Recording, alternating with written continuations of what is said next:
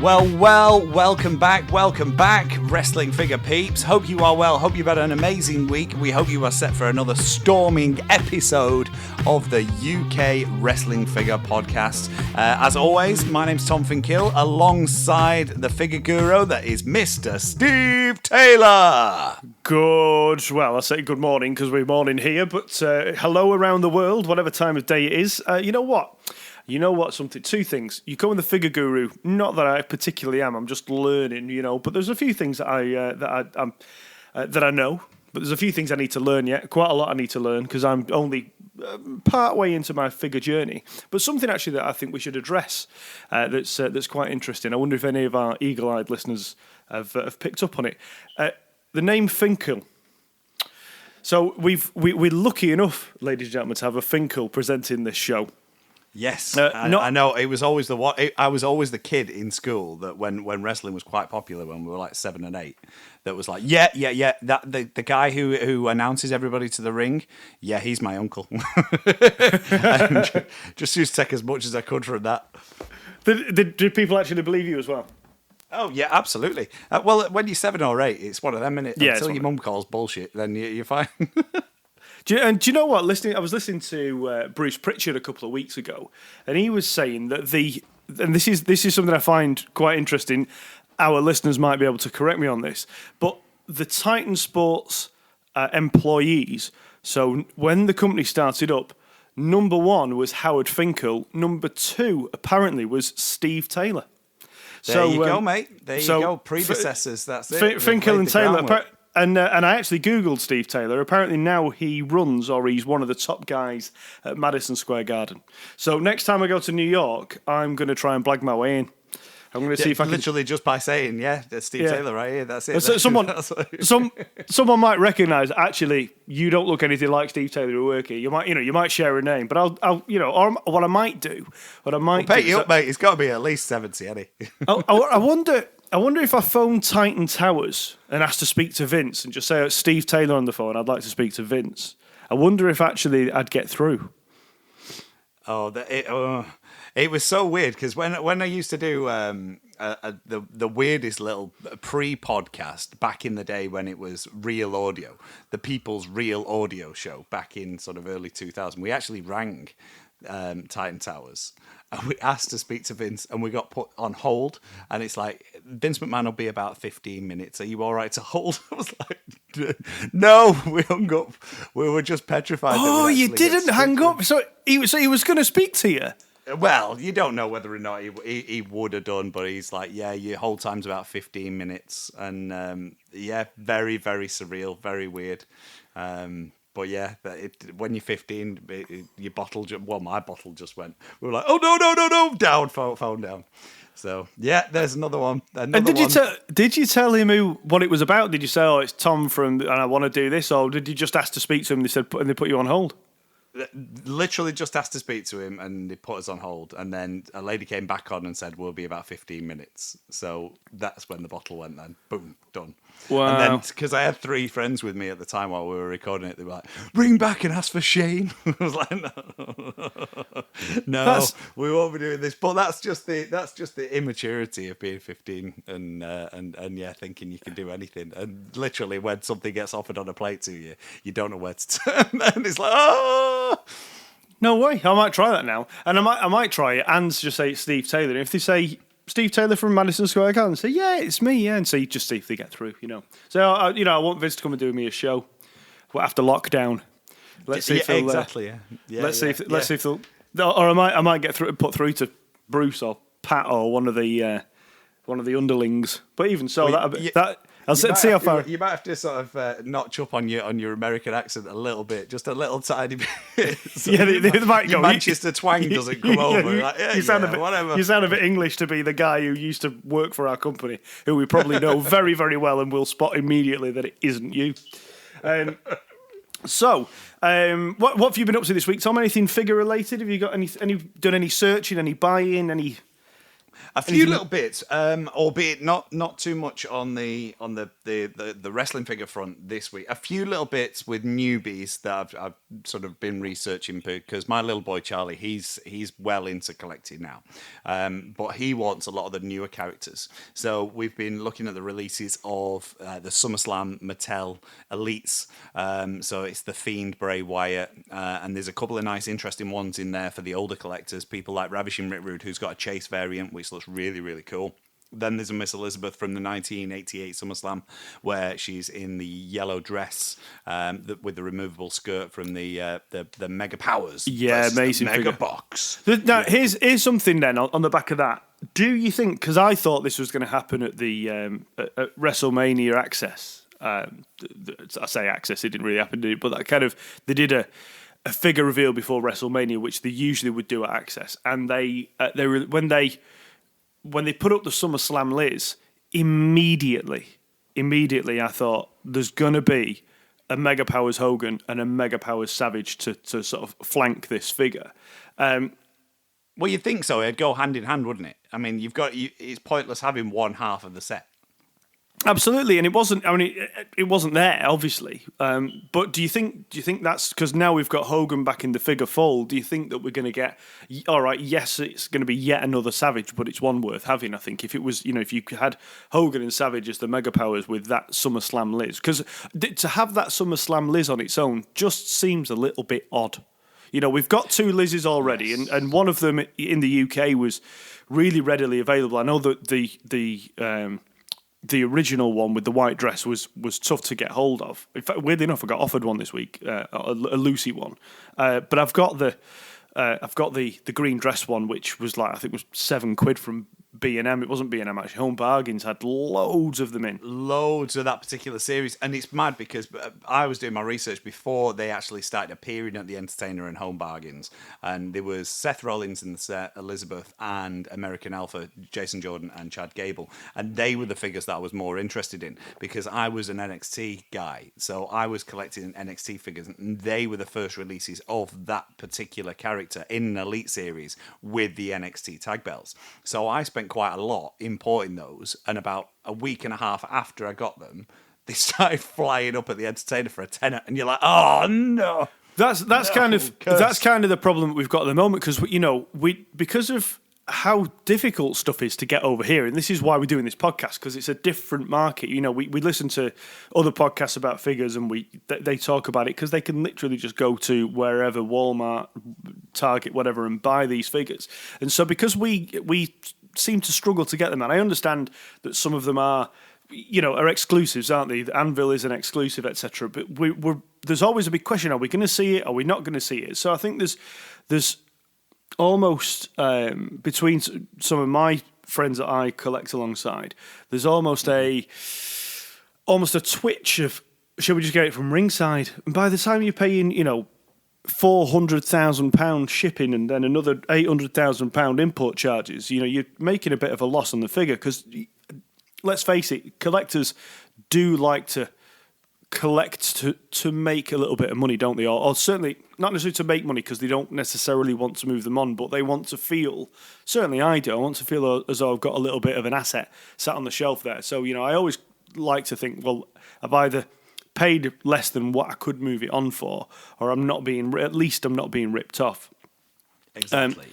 I completely feel that. And so, when these new things come out from, Mattel do these launches, and you kind of think, right, are we going to get it? Are we not going to get it? Now, because it's part of the normal line, it does seem that everyone, all the sort of the traders that are on Facebook and Instagram and so forth, they're all advertising them as if they're going to be readily available. So hopefully we'll be getting these things at a normal price. The only thing is then is, do you buy from these guys? And I've got to be honest, I am a big supporter of the traders that are online. I try my best where possible.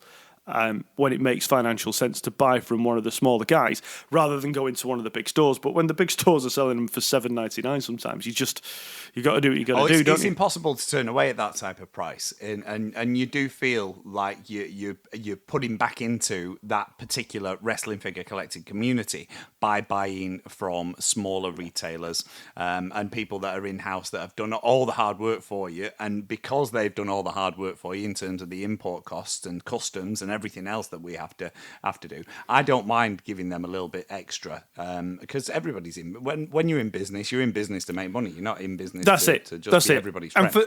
And for the sake of a couple of quid to keep those guys going, who, to be fair, are also they're bringing us the stuff. We don't have to go and find it. They're putting it online to say here it is, but also, we've got. They're effectively giving us the back catalogue. They're also the guys who are doing the trading and going, hey, we've got this Elite 16 whatever available, and you kind of go like stuff that isn't available anymore. So in order to keep that alive, I don't mind giving an extra couple of quid at all. But it's one of those, isn't it? Is with these new things that are coming out. So for example, like you're saying, the SummerSlam line. It does seem we're going to get them readily available in the UK, and if you can support fingers crossed.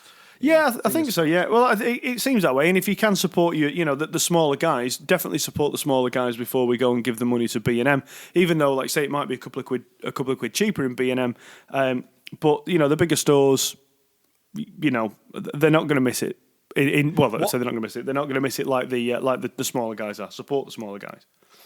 I completely back that. What thing I did have recently when we've all been looking within the UK for the particular Jim the Anvil Neidhart figure within this range, within the elite range, is I've quite enjoyed, albeit from a socially distanced standpoint, is the figure hunt aspect that I used to have when I was a kid. So it is that thrill of going and having a little look around different shops and seeing if you can find it and seeing which figures are on shelves in that particular area and seeing if you can find that elusive Jim Neidhart, but along with that trying to find the Aleister Black and trying to find an Adam Cole and trying to find a 2000 Big Show and find out which ones are going to appear on which shelves in which stores. And it's that kid inside you that jumps with joy at the fact that you can see him halfway down an aisle from where you are and you think, I'm going to get there before somebody else gets there, knowing for a fact that probably nobody else in that store really cares apart from you. That's it, isn't it? You'd back to being a kid. You'd leg it over to the toys, thinking that everyone in there was gonna completely sell them out. And there were two things from back when I was a kid that absolutely, it's that. How can I put it? It's almost an internal hysteria of like, right, there's such an excitement of, are they going to have it in? Are they going to have it in? It's just even parking in the car park and getting actually into the store. It's like, I've got to see if have they got it. And it was a case as well when I was a kid. When we used to go on holiday to America, literally we'd go to like Walmart or Target every day on the basis that just the inner me was like, they've surely stopped the shelves. They've stopped the shelves because I bought 2 yesterday. You've run in there so excited, and it was like, no, you're probably the only person that's bought anything for about 3 weeks. So when you were a kid, what were the figures? And I don't mean the figure line, but the actual figures that you were really raring to get. Can you remember anything that you really couldn't wait to get your hands on? What really stirred up that excitement inside you? So for me, the figure that I always wanted to get really was the Ultimate Warrior Series 3, purple pants warrior with the sort of the stomper action. From a Hasbro basis, I always remember being about 8 and travelling to all sorts of different places with my nanas on the bus around sort of the northwest looking for it. So we used to go into Bolton, we used to go into Bury, and we used to check out stores like Toy Master to go and find this particular figure. And it all sort of welled up inside me. I was like, yes, I need to get this figure. By the time that figure came around, we were also sort of searching for a Sergeant Slaughter. That was one of the ones because it was a brand new figure. Obviously, I had 2 Ultimate Warriors already. It was one of those. Oh, well, what happens if I find a Sergeant Slaughter as well? I remember vividly going into Toy Master in Bolton. It was called Boydell's. It was like a little independent franchise of Toy Master. And there on the shelf was a purple Ultimate Warrior and a Sergeant Slaughter. And I remember being stood next to my grandmother, and she went, "You can pick one." I was like, "Oh no! Which one do I pick? Which one do I pick? Which one?" One of the characters you already own, Correct. and the other one you don't do. But but let's face it, that when that figure came out, that Warrior figure with that action, it was something. So that was something else. I remember a friend of mine lived around the corner. He had it. I didn't even know it was out. I don't think. And he we were playing, and he had this Warrior. I was like, "What on earth?" We had to go and buy it immediately because It's mad as well when your friend's got something that you don't know about or you haven't seen before. It's a bootleg in your mind. Where's this come from? Yeah, he's got this knocked off. It's a random thing that he's found in Quick Save because you don't know about it, and it's just one of those. It must be fake. It's a fake. It's a fake. But then when you find out that it's real and someone else has heard about it before you, guts you inside. Guts you. The thing is, as well, for me when I was a kid, I mean, I was the big wrestling fan in my circle of friends, and even at school. To be fair, I was kind of known at school as the kid who was into wrestling. So I always wanted to kind of live up to the reputation of being, the oracle of, as it were, at the time.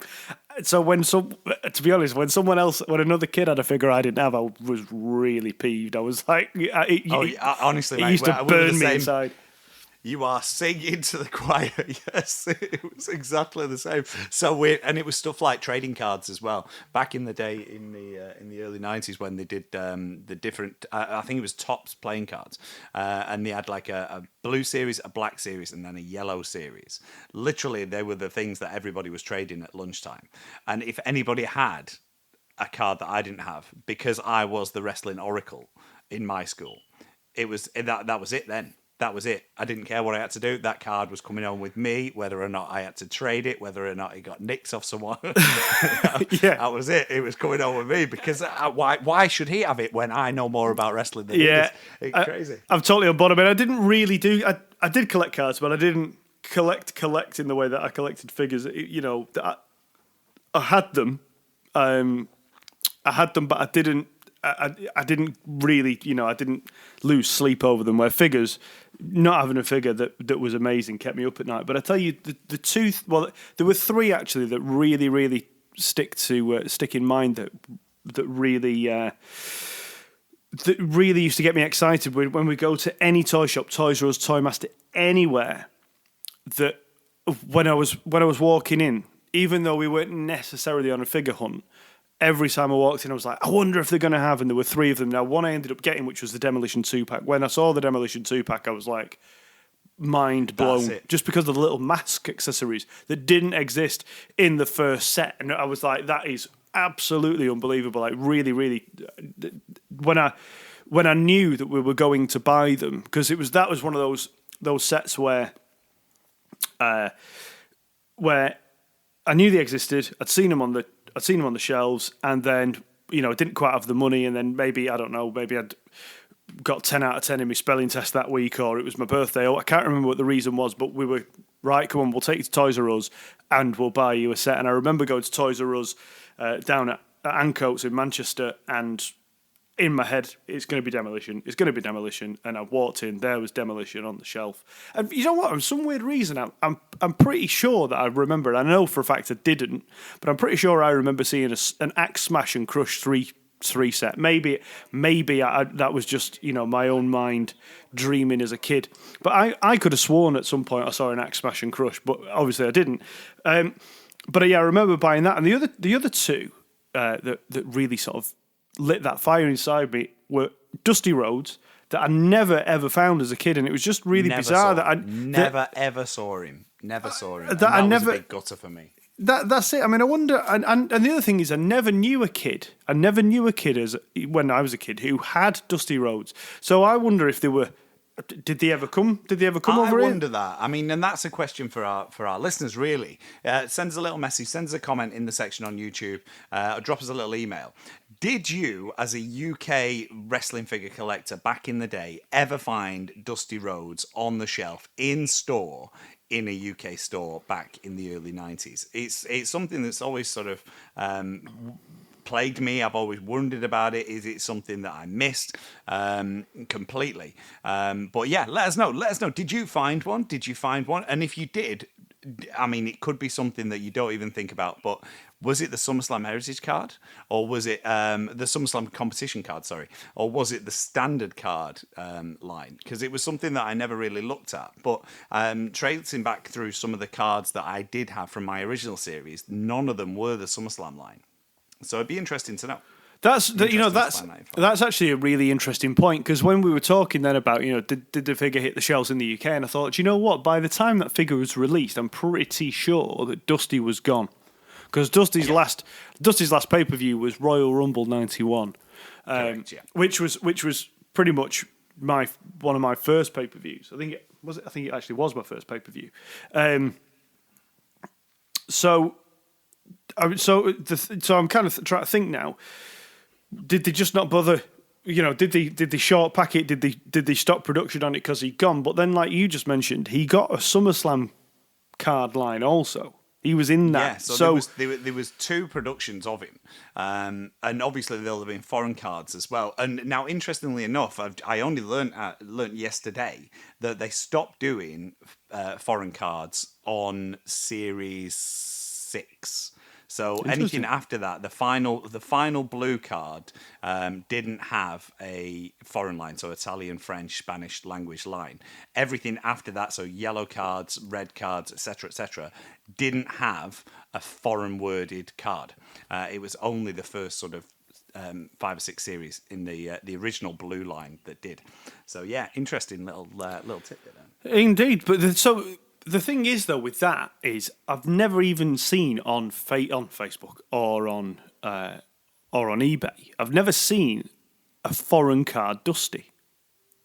No, weird. I'm going to do a little research now. You're going to Google on the fly, because the thing is, so you think about that. So they're really scarce. They're not in abundance even now. That they're tough to get hold of an MOC Dusty. But the figure that I don't own. and me every day. And this week sold for £151 loose on eBay. Wow. £151 loose. This lockdown, I thought this lockdown was going to bring prices down a little bit, but you know what? The prices have shot through the bloody roof. £151 for proper surged. I mean, luckily, I've got two, because I've got a normal white boots one, and I've got a yellow boots one as well. Now I know that it's kind of widely accepted now that the yellow boots variant is actually a sun damage one. The only reason, but I've got the yellow boots one. I've got it in my display with the white boots one for two reasons. One, it's there for a bit of legend, and when people do ask, "Well, how come you've got two of the same figure?" I tell them the reason. But the only one thing I would say is, if the sun bleached the white boots, why did the sun not bleach the white hair? Oh, that's a good point. That was one of the points that as I grew up and did look at some of the figures that I did have on display, why some of the heads died when the bodies didn't. Now, if you look at 1-2-3 Kid, 1-2-3 Kid was the traditional sort of Ric Flair, Ravishing Rick Rude mold of body with a unique head. Very weird looking head. But, I mean, the card, the actual card itself is amazing, only on the basis that when the picture was taken the night before, Mr. Perfect had shaved Sean Waltman's eyebrows. Yeah, I believe so, yeah. On the card, the kid's got no eyebrows. Amazing, absolutely amazing.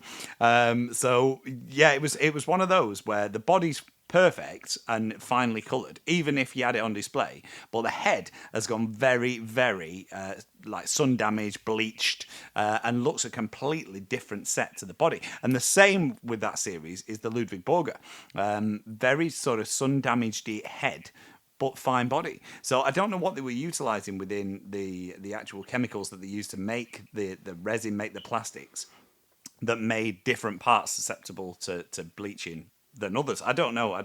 That'd be a question, again, for you guys. Do you know? Most of us, Tom, weren't lucky enough to have those green card series as kids. But yeah, I see what you mean. And oddly enough, it's funny you say that actually, because in my collection now, my green card Crush, so Evil Crush, has got a bit of a sun-bleached head going on. Yeah. The rest of the body's all right. Everything else is fine. Yeah, it's really bizarre. But I was looking the other day because my little boy is big time into Hasbro's, and he's on the understanding he's got quite a few, but he's on the understanding that there are some that he won't own, certainly as a kid, So and Dusty and the green cards are one of them. So I've got a shelf of rarities, shall we say? So it's got Series 8 Taker and the harder stuff to find. So all the green cards and the Dusties are on there. And he was asking me the other day about why there were two, and I said about this, told him about this Yellow Boots variant thing. And there were a couple of people who asked, why there's two. So I say about, originally there was this whole thing about there's a Yellow Boots variant of this figure. And when I was looking at it the other day, I was telling my little boy about it, and I was like, hold on a minute.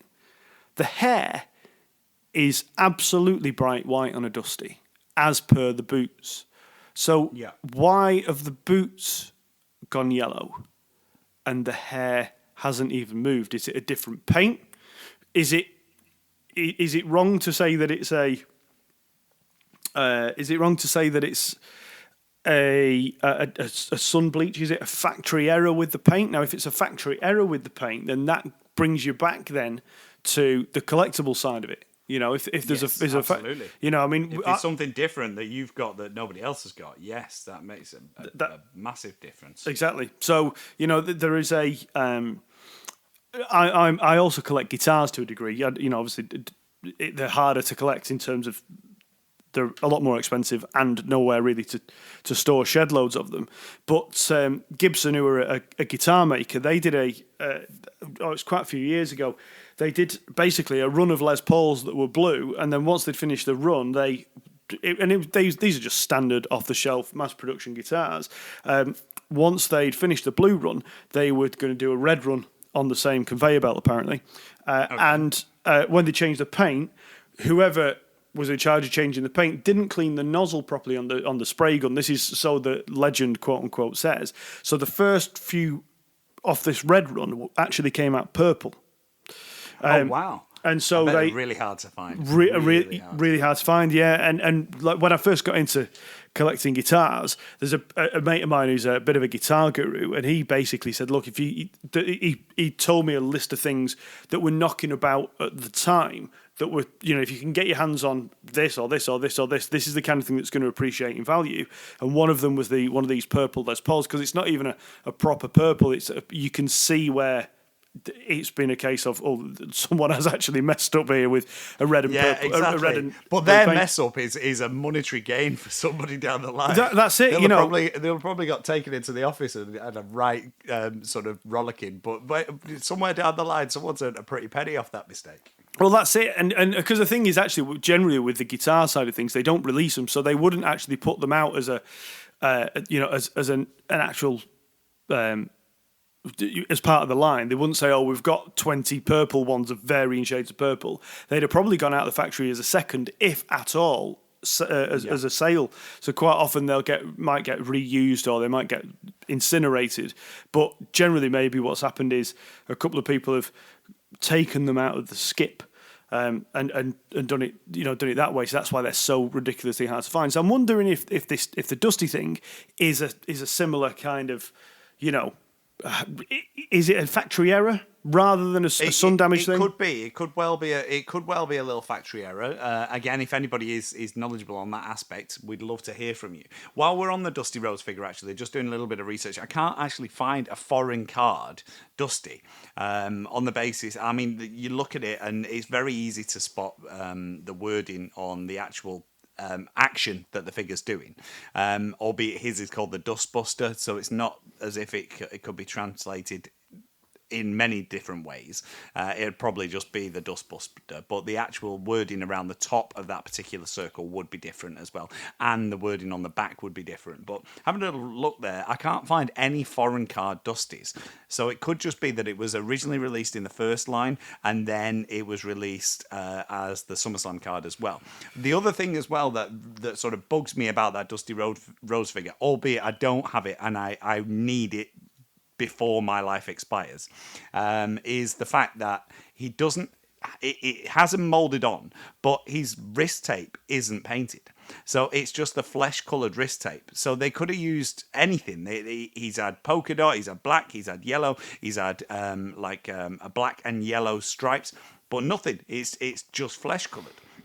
It's weird, isn't it? I think that as well was just a production error. Why they didn't do anything like that? Same on Macho 1. Macho 1 didn't have the painted wrist tape, which is just bizarre. And I wonder, I mean, it's been discussed on other podcasts, but I wonder if you think about how much money they could save on a run, you know, especially that Macho Man #1. How many of those were produced? Probably hundreds of thousands of them were made. You know, so just by saving maybe a penny on touching up those two little bits of wrist tape, how much have they saved on production on that? But then, you know, I'm sitting now looking at the Hogans, and the Hogans have all got the white wrist tape on. So why would you, certainly on a key figure, why would you just? Do you think it could be down to a popularity type of thing, knowing that the Hogans would definitely get purchased?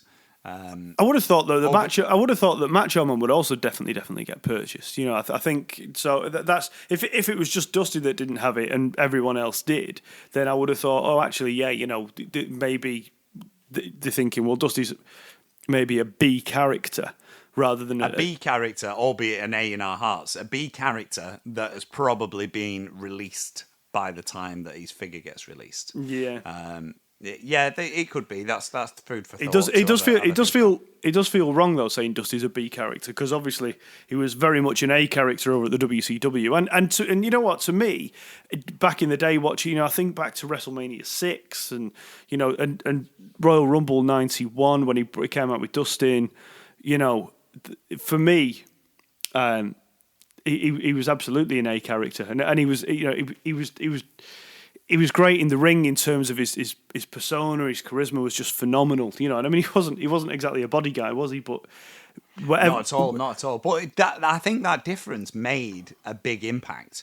Being different shapes was something that stood out, because you had so many of these big jacked up muscle people, people like your Warlord and your Barbarians and your Hogans and your Sids, and that were all very much about their body look. When you had someone that was a little bit different, I think that really, really stood out. People like your Dusty Rhodes and your Earthquakes and your Tugboats that were just a little bit different. And I think that passes off as well today, because it was like their standard, the standard within the WWE and any big wrestling company, whether it be TNA, AEW has been very, very good with not pushing this, because they go for pretty much any shape.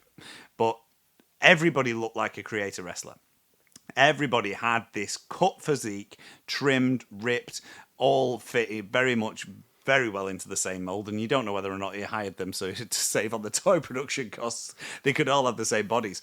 But then when you've got characters now like Otis that is completely different shape and size to what the norm would be, but he's over in a big way, that it's nice to see that there's not just one particular type and brand that you can go towards, that they are looking at utilizing different talent in different ways. So it is nice to see.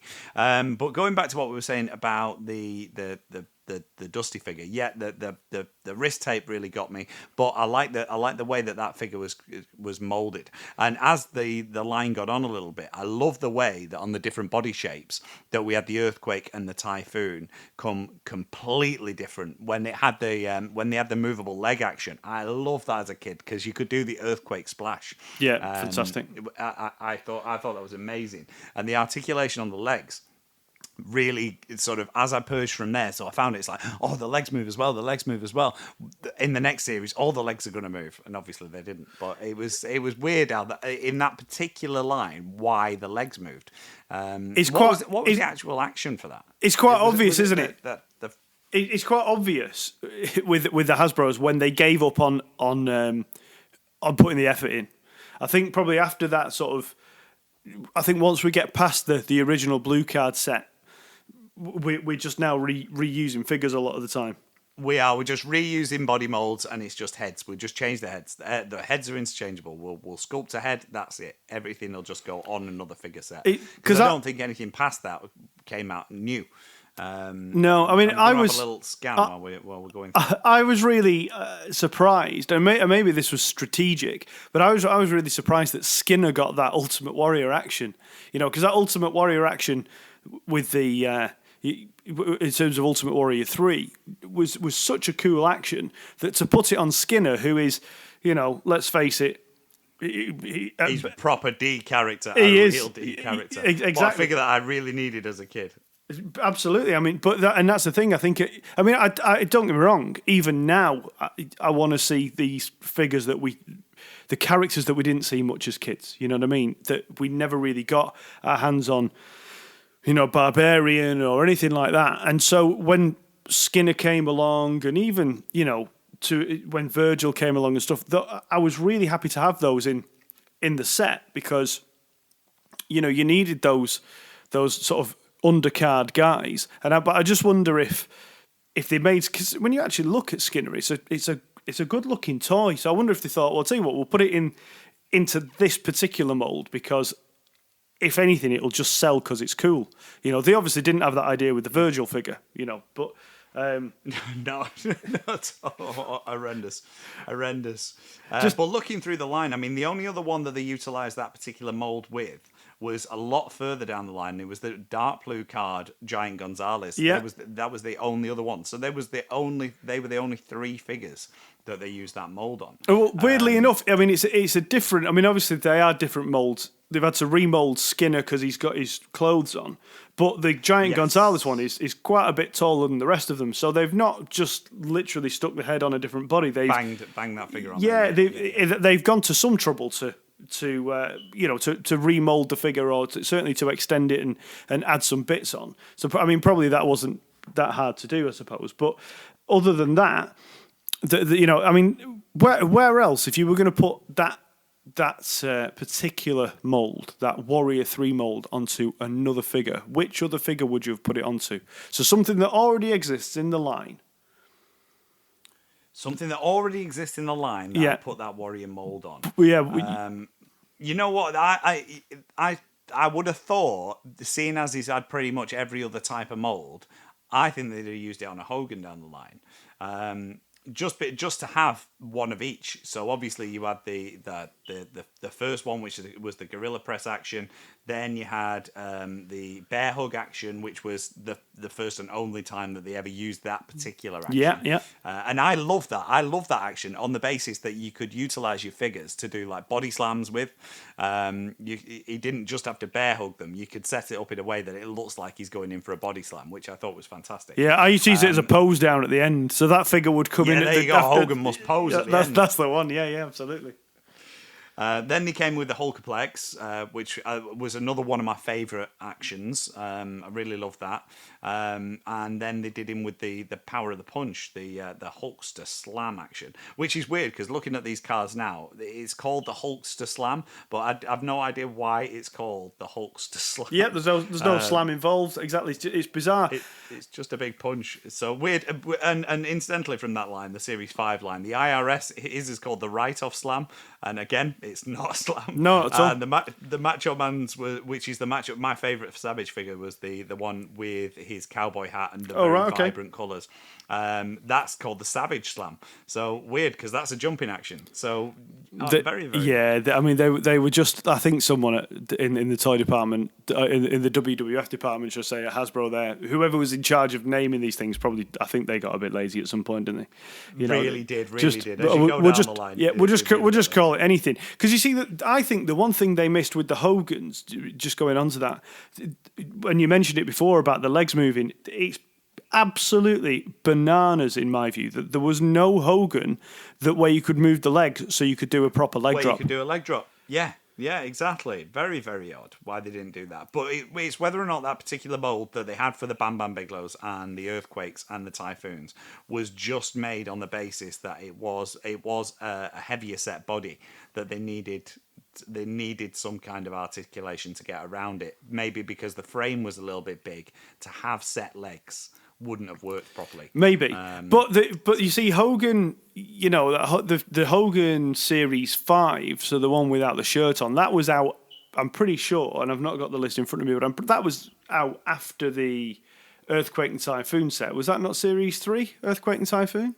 Earthquake Typhoon was Series 3, yes. So you would have thought the options because what we got there with the Series 5 Hogan is we got, and to be honest, it never really bothered me this, but we because I didn't have the Series 5 Hogan as a kid anyway, but what we got there was the first effectively in-ring Hogan. You know, everything else had the shirt on. The first shirtless Hogan, yes. So you would have thought that they'd have put a little bit of effort in and gone, do you know what, let's make it so that these legs are movable and we can, you know, I mean, because that really, I think, probably would have made that figure fly off the shelves a little bit more if we could, because I was never interested in it really. I've got to be honest. You know, when I'd got 3 Hogans by that point, I don't want another Hogan. I can either spend the money on a character that I don't have, or I can spend it on another Hogan. And I wasn't a completist, so I was like, well, I've got 3 Hogans. I'm not bothered about the 4th one.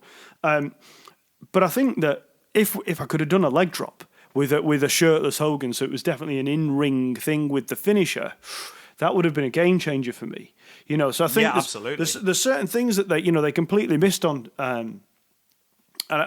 certain actions that we change and deco that we change with the Hasbros. I mean, like I said, they got lazy to a point. And I think, you know, Ric Flair for me, Ric Flair was a big miss. I think it was because I always found that headlock thing quite unplayable. A lot of the heads don't really fit in. Really fit in there, so especially, you know, you get an Ultimate Warrior or some of the ones with long hair, which technically makes the head wider. You can't get the head in to do the action. So I think that, and with Ric Flair being such a big character for them to have, you know, he was the number one boy from the WCW. He comes over now. I don't know about you, but at the time I wasn't aware that he was such a big guy, that he'd been around for so long, because I almost kind of felt as a kid that we'd been invaded by the boring people when the WCW people started to come across, because I just found WCW really dull. It was weird for me because I always thought he was a lot older. I was like, we always used to call him Old Man Flair, on the basis that he had like the white hair and things. Yeah. And as you look back, he's meant to be like this style icon that gets all the girls, and limousine riding, jet flying, kiss stealing, wheeling dealing, son of a gun, and that was his bleach blonde hair persona. Well, that's fine, but only a couple of years after that was when he rocked up in the WWF in 1991. He just looked like an old man. Yeah, he did, didn't he? Yeah, so and just weird. That's it. You know, I was listening a couple of days ago to one of the JR podcasts. They were talking about WrestleMania 9, talking about the fact that Bob Backlund had put Razor Ramon over. You know, and Conrad on the podcast had said, "Do you think that that WrestleMania 9 audience realised that was the first time Bob Backlund had ever lost a match to a pinfall, or it might have been the first time he'd ever lost a match in the WWF, because he used to be the big babyface before Hogan." He did, and for so years and years and years. He was the champion without any kind of defeat at all. And this is years and years. It was like 4 years. Yeah, something big. And then he lost. He must have lost because he lost to the Sheik, obviously, to get the belt off him to get it onto Hogan. But that wasn't a pinfall or indeed a submission, because Arnold Skolin threw the towel in. That's right. Again, it was disputed, and it was a case that what they were trying to do, they get the title off Backlund to put onto Sheik, for Backlund to then come back as a heel to challenge Hogan, and it never materialized. Oh, really? Yeah, so there's a little interesting little tidbit, but yeah, he sort of disappeared off the planet for doing everything that he was doing, making little appearances here and there, but not for the WWF, just around the world, little independent appearances, a couple of shots for the AWA. but that nothing else. That was it. So yeah, it was the basis from what it was meant to be, was that Arnold Skolin screwed him out of the title by throwing the towel in. There was going to be some kind of bust up there, some kind of dispute. Backlund was going to turn heel and then set up a feud with Hogan. But yeah, never happened. Albeit they did utilize that formula later on in the 90s when he did come back with Bret Hart. So that was the same type of thing. Absolutely, He went from babyface, snapped, and that's it. got into it. But the thing is, going back to that, what I said about the WrestleMania 9 audience didn't know who on earth Bob Backlund was, didn't even realise the significance of him losing a match. But it was the same thing for me when Flair came in. What was this real world title belt he had? It was like, what on earth are you trying to do? For me. I didn't as a kid. I didn't understand the pedigree of Ric Flair, and so I actually, to be fair, I found the character a little bit boring. But the figure, now looking back, I mean, I did have the figure as a kid, but when I realised, that it was a sort of a headlock kind of thing, I was. It's a not... Yeah, a little bit of a miss. Well, that slides us very nicely into our little feature, hit or miss. So is that what you're going to have for this week, mate? Are you going to... Do you know what? That was actually on my list, so I'm going to do the miss this week, and my miss there was the Flair Hasbro. I think they missed... even to the point where I think maybe... when you look at a lot of the figures... there's a lot of figures there in entrance attire rather than ring attire. So I mean, one of my favourite figures is the Honky Tonk Man. They could have really easily put Honky Tonk Man in a set of plain red pants, and that's it. But they didn't. They went to the effort, maximum effort there to create that really cool blue jumpsuit, all the moulded little musical notes, and the same actually goes for which we've all seen now, the Greg Valentine, where they've gone to the effort with the jacket. It would have been quite cool to have, whether it be a WrestleMania 8 red robe, or whether it be the black and white robe that he actually came into the WWF wearing.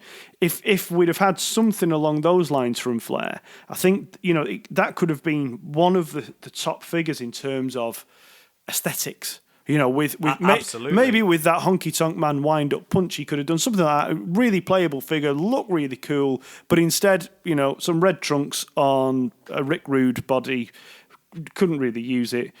Terrible head scan. Not that any of them were particularly great anyway, but it was just what a miss. What a miss that was for such a big character. I agree. I completely agree. And just looking at this now while we're talking about it and talking about the robes, until they released that Series 8 Undertaker in the trench coat, which is one of my all-time favourites, only on the basis that you could actually do an entrance with him, take the trench coat off, then you've got a playable figure. Yeah. I really do think as well that they could have done a different head mould, which we should have seen in the Orange Card series without the hat on. But I always thought from that point on, would we see more attires that you could take off, and not just accessories like the Macho King scepter and crown. It was stuff that you could actually remove. So it was a Greg the Hammer Valentine robe, or it was a Ric Flair robe, and going down the line there's a number working forward, so you could have had like the Steiner brothers come in the Michigan style letter jackets, or you could have the $1 Million Man with the removable tux that is fabric velcroed at the back. There's a number of different things. Marty Jannetty just with a leather jacket, Shawn Michaels with a leather jacket. It's weird because we only actually got soft goods, didn't we? Was it only on 2 of them? So Berserker and Series 8 Taker. Nobody else had it. That's it. Nobody else had anything. Nobody had anything from there. And I forgot about the Berserker, in fairness, because Berserker was Series 6. But again, it was something. And I didn't understand why they did that on the Series 6, because the Berserker never really wrestled in a bare top. He didn't ever do that. No, that's a good point, yeah. He was always in the top, so why not make that as a molded figure? That's a really good point. I've never actually thought about that. But that's interesting. And the mold that they used for the Berserker as well was the hacksaw mold. So quite sort of a hefty barrel body. Whereas you look at the Berserker and he didn't really have that barrel body. He had more sort of a an upside down triangular shaped frame where he had really sort of broad shoulders with a thinner waist. So I don't understand why and how they pick certain lines for that. But going on to my particular hit, working on the Hasbro scene, as we're dealing with Hasbros this week, was the Yokozuna figure. Red carded series 8 Yokozuna, first ever Yoko figure that they brought out. Obviously a massive body, a lot bigger than the Bam Bam Biglows and the Earthquakes and the Typhoons, but it had static legs. But I just loved it. That figure was incredible. The head sculpt on it was great. It just looked like Yoko. The body itself was amazing, and so different than any other. So for my hit this week, I'm going to go for the Yoko. Albeit I still don't own the green card Yoko. So I do have the red and black, but I don't have the black and white. You know what? One thing that's really interesting about that Yoko as well, and I didn't realise this until relatively recently, is that the paint's the wrong way around. Looking at it now, it got, isn't it? So it should have a black belt with a. He's got black pants with the red sort of tie round thing, whatever it is. But actually, he wore it the other way around. So he actually wore, the red kind of knee length shorts with the black pad that tied around. I wonder why they did that. Like, they literally, it can't be anything to do with cost. So weird, isn't it? Yeah. Very, very strange. And from a basis of releasing later figures, the green card Yoko, which is the black and white one, which is also inverted, so it should have really been white pants with a black belt, or even a red belt. They were the first incarnations of Yoko, which was seen at the back end of 92. So when this was released, 93, 94, he hadn't worn that attire in at least a year. So why release it then when 5 series before they've released the black and red? So just to recap, our hits and misses for this week were, what was your miss? My miss was the Hasbro Ric Flair. Terrible figure. And my big hit was the Yokozuna figure from the Hasbro line. I thought that was an incredible figure. What a great So figure. that was one of our features. We want to do hit and miss each week. So we want to know what your hits and misses are from any range, whether it be the LJNs, whether it be the Remco, AWA figures, whether it be WCW's, Galoob's, Hasbro's, Mattel's, Jack's. Let us know what your hits and your misses are by sending us a nice little comment in the comment section on YouTube, or you can drop us a nice little email as well that we'll read out next week. But another feature that we did want to put in is our fantasy figure aspect. We want to know what you guys wanted to see from figures of the past that you never got to see, and we want to tell you about things that we wanted to see, whether or not it be a specific attire, whether or not it was a different mold that we wanted to see from a particular figure, or whether or not it was a new character that we never actually got in any particular line. That's something that we wanted to talk about. So Steve, do you want me to bat it over to you first, mate? Yeah. Let them know what you fancy. So I'll tell you something that I really want to see. I want to see a Mattel Barbarian. So an elite Barbarian, but not a Powers of Pain Barbarian, a Heenan family Barbarian. I think a Heenan family Barbarian with big antlers. And a big fur coat. I want to see that. I think that could be such an amazing figure. We've not had much really in the way of Barbarian stuff, and he was one of the heels of my childhood. So I would really like to see. I mean, think how cool that figure would be with, like, say, with the antlers, with the big fur kind of coat thing going on, and you think you put it next to the Bobby Heenan, the Bobby Heenan figure. That you could have quite a cool Heenan family going on there with Mr. Perfect. Yeah, absolutely. Yeah, I saw a picture this morning actually of like the Heenan family with the Brain Busters and Andre the Giant behind them, very reminiscent of the 1989 Survivor Series, and the figures all look perfect in line to what they would have looked like within the production pictures. So yeah, definitely a Barbarian would be amazing. I think with all the paraphernalia that you'd have to have on it to make it really, really stand out, I think that if possible, for a company like Ringside, if they were to do a particular Legends Elite line that were just one-off figures, like Matty Collector did when it did the Legend series, Matty Collector exclusives. They gave them a little bit of extra leeway in terms of production, so they put a little bit more into it in terms of money, so they could utilize accessories differently. So you had the printed Rockers shirts on there, they had the printed King Kong Bundy t-shirt as well, which I don't know why they actually used that, because it was only very rare times that you actually saw him in that particular t-shirt, but it was cool to have as a figure accessory. Yeah. So they put a little bit more in terms of revenue into making those particular figures. So if for whatever reason Mattel did want to jump back onto the Matty Collector bandwagon and did want to start releasing these figures again and throw a little bit more money in for the collector by utilizing different accessories and the way that the figures look, but only on a Legends basis, it's got to be a basis that they were older figures and not newer figures, then I'd get behind that, and I'm sure a lot of collectors would as well. I think so, yeah. I mean that's the thing. When you look at those things that they're releasing, those Legends guys, realistically, and I think I said it on last week's, all right, Ultimate Warrior, Hulk Hogan's, maybe the kids would go for it. But realistically, the kids aren't going to be buying, the kids aren't going to buy a Barbarian. It's for us collectors. No, but it really is. But, it really but is. same, and I found that as well with the Lost Legends series that they released. The only one that I really, really needed to pick up, and I actually pre-ordered it from Smith's, was Magnum TA, because Magnum TA was never had a figure before, so first time release.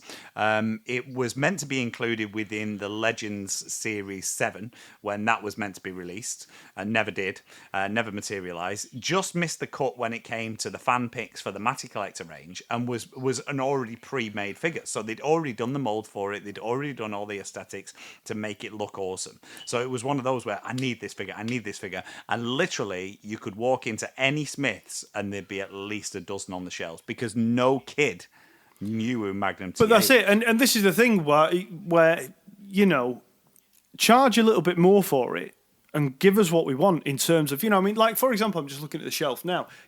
No kid's buying Tugboat. No kid's buying an 80s Vince. No kid's going to buy Jimmy Hart, or probably the Nasty Boys, or probably the Hart Foundation. With the greatest respect to those people. I mean, they might buy the Brett, but as a kid, there's enough Bretts out there to not go and buy an 80s style Hart Foundation, isn't there? So, there are so many figures, so many versions of, for example, Virgil. Which kid is going to buy Bodyguard Virgil? But from a collector's point of view, that Bodyguard Virgil is bang on the money.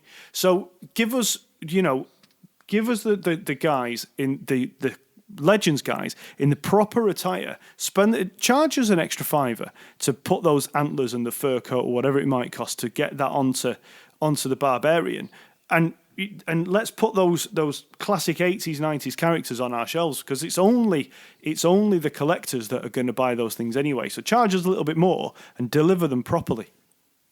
Well, fingers crossed then with the news of the release of the new Legends line, which includes the Bobby Heenan in the Weasel suit. Yeah. So obviously they've gone down to production for that. Yeah. The Greg Valentine, which comes with a full robe again.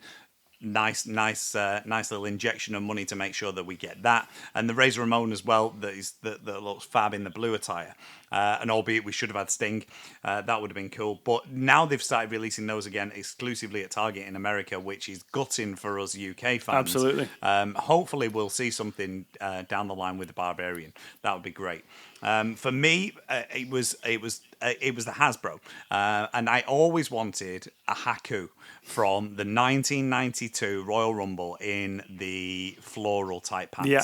And I always wanted that particular figure. I wasn't really bothered about the King Haku, because I sort of came in sort of late 91 when he stopped being the king. Yeah.